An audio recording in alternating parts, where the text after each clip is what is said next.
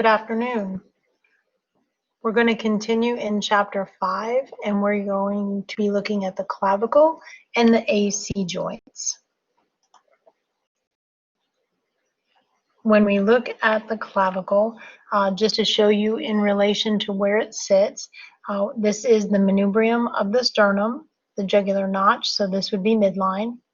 We've got the sternal end of the clavicle, and the sternal end of the clavicle, along with the manubrium of the sternum, that actually makes up the sternoclavicular joint, or the SC joint. Then you've got the body or the shaft of the clavicle, and then you have the acromial end of the clavicle that meets with the acromion process of the scapula to form the acromioclavicular joint, or AC joint. And that's what we're going to be looking at today. The entire clavicle, again, only 3 parts to it: the sternal end, the body of the clavicle, and the acromial end. And then we're also going to be looking at the acromioclavicular joint, or AC joints, and the positioning for that. When we look at the anatomy, again on this is an image that shows the entire clavicle. So if we look at A, this is the sternoclavicular joint. So the sternal end of the clavicle along with the manubrium of the sternum. So you have the sternoclavicular joint. Then you've got the body of the clavicle in through here.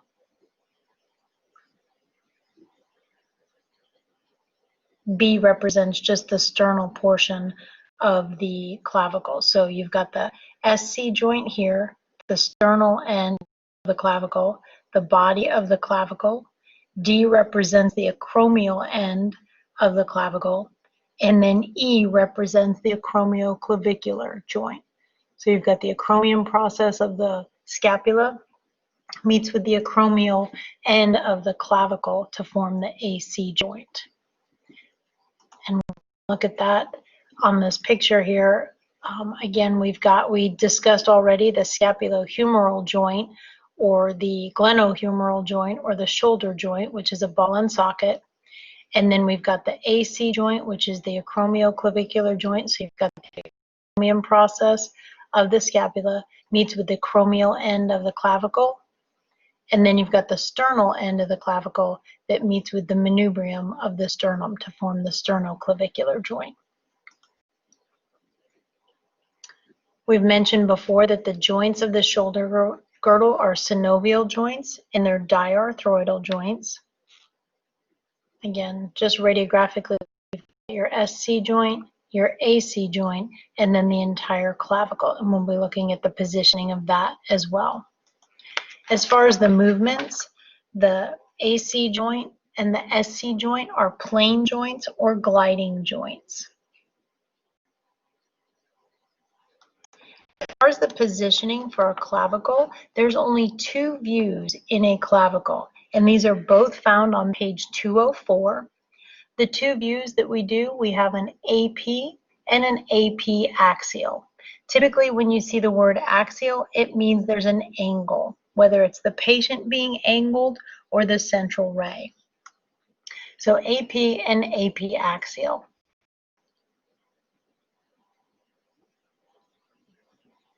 Not sure why that jumbled up in there, but we'll point out what that is supposed to look like when we talk about the angle on the AP axial. So on the AP, again, this is on page 204. And anytime that they do say axial, typically, like I said, there's an angle, and it's usually more than 10 degrees when they use the word axial. So on the AP view, when we look at the clavicle, ideally these 2 views are to show any fractures or dislocations of the clavicle. So routine views typically are 2 views, an AP and an AP axial. At a 40-inch SID, patient can be shielded, and we typically collimate to a 10 by 12 crosswise. Again, most of our IRs are going to be 14 by 17 or 16 by 16, so you can go ahead and collimate to a 10 by 12 crosswise just so that You are not including more anatomy than necessary, and you're not causing the image to take in more information and process than it needs to. The technique on these is 75 kVp at mass, just like when we did the shoulder. And typically this is not done with AEC just because the area of collimation is so small. There's not usually enough to include to actually do the AEC with this. Patient simply stands with their back against the wall bucky. That would be the easiest for the patient. You could do this lying down. It's just typically more comfortable if the patient is standing up, because then it doesn't put any pressure on their shoulder or on their clavicles at all. So patient can be erect or supine. Arms are typically down at their sides, and they're usually just looking straight ahead.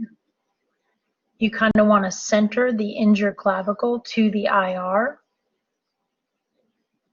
And your central ray for the AP is simply perpendicular to the mid clavicle. So again, you would feel the sternal end, because you have to include all of that, sternal end, and then acromial end, and center mid clavicle.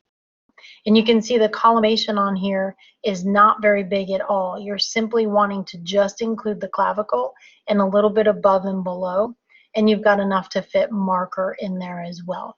Now the marker should be all the way at the end of the light field so that you don't accidentally get it in the acromial end of the clavicle.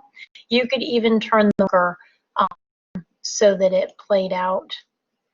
Oops, let me show you. You could turn the marker this way as well, would be acceptable in this, just so that you didn't run the risk of getting it in the way. Either is acceptable. Like they have it is fine, as long as it doesn't end up in pertinent anatomy. Patient is suspended respiration, typically at the end of inhalation, because if they breathe in, especially if they take a nice deep breath, it'll actually elevate the chest, which will elevate the clavicles and give us a better view of that. Okay, so you tell the patient, take in a nice deep breath and hold it, and then make your exposure. So that would be your AP, again, centered to mid clavicle. The next image we take, patient doesn't move. All you're going to do with this is you actually angle the central ray to throw the clavicle up off of the chest as much as you can.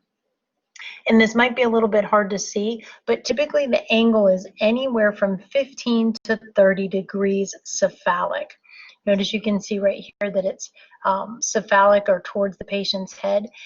And the amount of angulation depends on the body habitus. So if it's a hyperstenic patient, you're only going to angle 15 degrees. Now, normally with a bigger patient, we have more of an angle, but think about the fact that with that particular body habitus, they tend to be bigger, barrel-chested anyway, so the clavicle is already going to be elevated, so you don't need as much with the central ray to actually throw that up. So hyperstenic is only a 15-degree cephalic angle, whereas if they're astenic, then they're very, very thin. The clavicle is not well elevated. With that type of patient, you would need a 30-degree cephalic angle. And then everybody between astenic and hyperstenic is going to be between 20 and 25 degrees cephalic. So again, the tube would come down. You angle the central ray up, and you are still angled to mid-clavicle. You're basically same way you were here, except you've got a cephalic angle so that it'll throw that clavicle and project it up off the chest cavity. Again, have them take in a nice deep breath and hold it when you make your exposure. Now, since we talked about both of those, we'll look at the images together. These images, this top image is the AP with no angle, and this bottom B is the AP axial. Okay, so again, notice in both images you've got the entire clavicle demonstrated. You've got the acromial end of the clavicle, the entire body, and the sternal end of the clavicle. Now that's in the AP. AP axial, same thing. Sternal end, body of the clavicle, acromial end. And notice marker is not obscuring pertinent anatomy. They've got collimation on all four sides so that they're not getting any extra information or over radiating the patient. And then on the AP axial, notice you can see more of the clavicle above the ribs. So in this one, you can see ribs coming down. Okay. And in this one, you can see most of the body, the entire acromial end, and just this little bit of the sternal end. Actually, you can see free of superimposition from the ribs. And that's what you're trying to do with the AP axial. Okay. So clavicle, only two views on that. AP and AP axial. Again, the amount of angulation totally dependent on the patient's body habitus. If they are smaller, more on the asthenic side, then it's a 30-degree angle. If they're hypersthenic, it's less of an angle because they're barrel chested already, so it's a 15-degree cephalic angle. And anyone in between sthenic is anywhere from 20 to 25 degrees cephalic angle. So that is your AP and your AP axial clavicle. Then we move on to AC joints, which is at the acromial end of the clavicle. AC joints is also two views, typically. Two views if you can capture both the right and the left AC joint on one image. The views for AC joints, we do a with weights and without weights. Okay, and you can see she is small enough to fit. Both right and left AC joint would fit on one IR, so it's only two views, one of them without weights and one of them with weights. If the patient was bigger and both AC joints would not fit, then you would be forced to do 4 separate images. You would do one image of, let's say, the left without weights, then you would do right without weights, then you would go back and do whatever one wasn't injured with weights, and then go back and do the injured one with weights. So ideally, you're only doing 2 images. There is potential for you to have 4 images, though, if the patient does not fit on one IR with both AC joints on there at the same time. These images are on page 205. Okay, and ideally you are at a 72-inch SID to capture both AC joints. Notice I said routine is an AP bilateral with and without weights. That's ideally what you'd like to do. Bilateral AC joints, one with, one without weights at a 72-inch SID. If you're doing both on one, then your central ray is midway between both AC joints, pretty much midline on the patient. Jugular notch would be a good indicator of that. You just, both AC joints right in the middle, and then bilateral markers, right on the right, left on the left. Okay, so patient stands with their back against the board.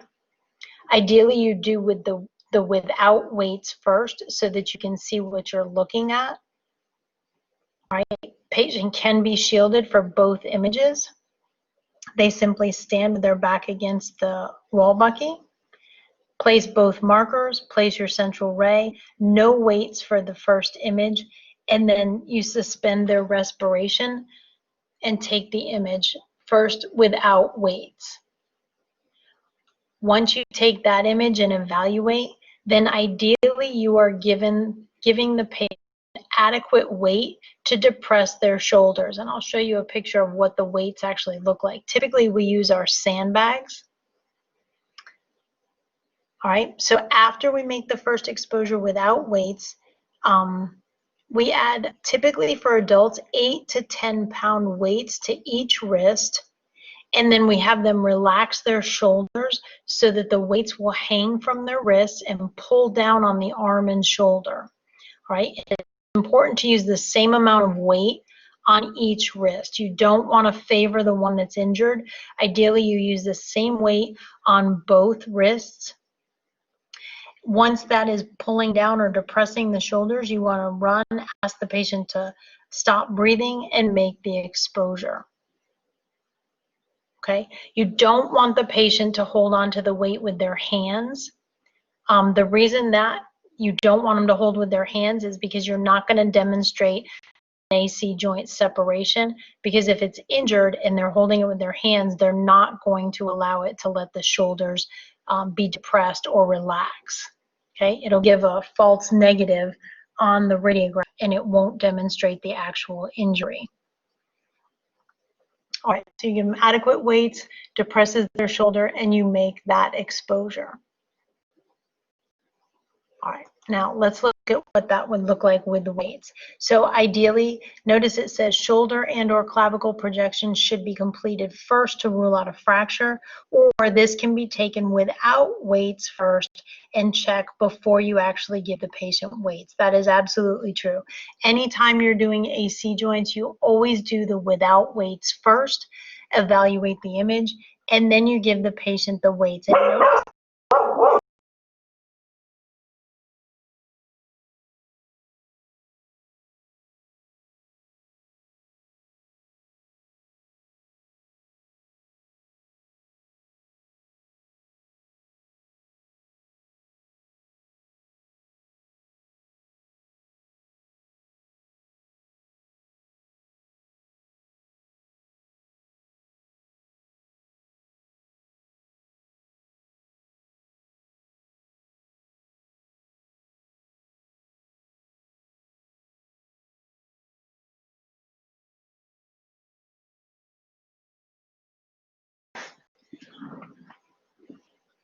so we always do this image without weights first and check it. And then when you give the patient the weights, notice that the weights are in, they're on his wrist. I'm sorry, they're not in his hands is what I was trying to point out.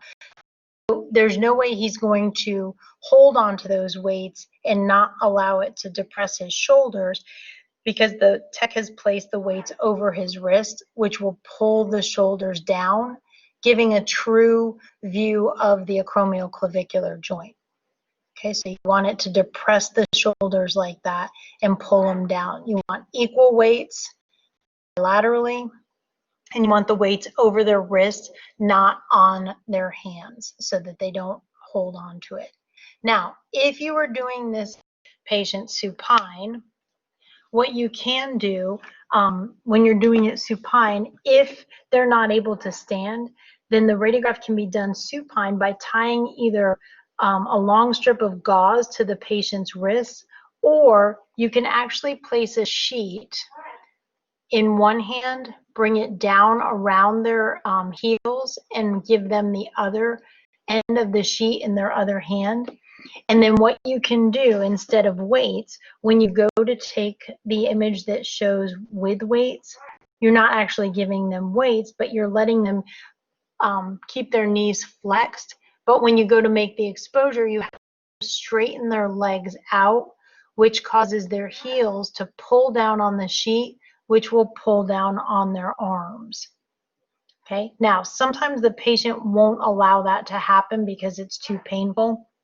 So what we can do also is put on a lead apron and stand at the end of the table, and then you reach over and grab the patient's hands, and when the tech tells you to go ahead and pull, you pull the patient's hands bilaterally, equally, with you standing down here, holding their hands, and you're pulling their arms so that their shoulders are depressed, and then the exposure is made. Okay, now that's ideally done by experienced techs. I can tell you I've done that many times. It is not comfortable for the patient, and you just have to assure them that you're only going to do it for as long as is necessary for the exposure, maybe 1 to 2 seconds, and as soon as that is over, you will let go. Ideally, if you were going to make the exposure, recognize that the bucky tray would be pushed in for that. And like I said, they can either straighten their legs out to pull down on their shoulders, or we can pull on their shoulders if they can't stand upright and allow the weights to do it. That is another alternative. Now let's look at the images. Okay, notice these are marked or annotated with weights and without. So we said we do the without weights first. Notice they have both acromioclavicular joints demonstrated. This is the right acromioclavicular joint. So you've got the acromion process of the scapula, and the acromial end of the clavicle. And this joint space right here is the AC joint. And then you've got the same thing on the left. Now, I'll be honest, they do have it a little bit close on the acromion process. You can't really make that out. Not ideal. Ideally, you'd have as much room on the left as you do on the right.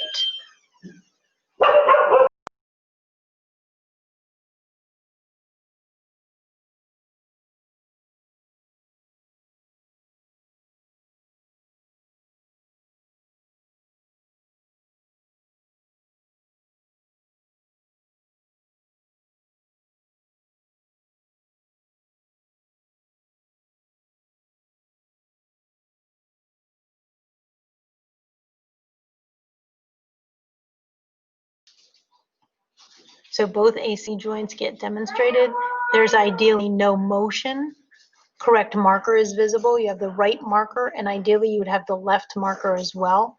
And then notice it's closely collimated. So without weights, and then with weights, notice how the clavicle is kind of stretched and straightened out. So in this, you can see the angulation of it.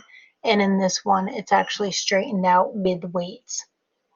Now, just to kind of give you an idea of what a normal AC joint looks like, you can see the acromial end of the clavicle and the acromion process, and there's this AC joint and a ligament in there.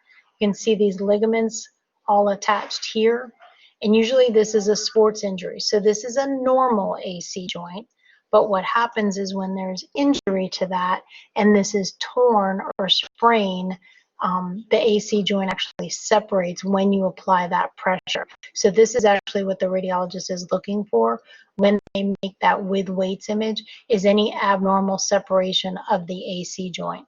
So again, normal AC joint with injury. Okay? And we can discuss all of this about the clavicle and the AC joint during our live session.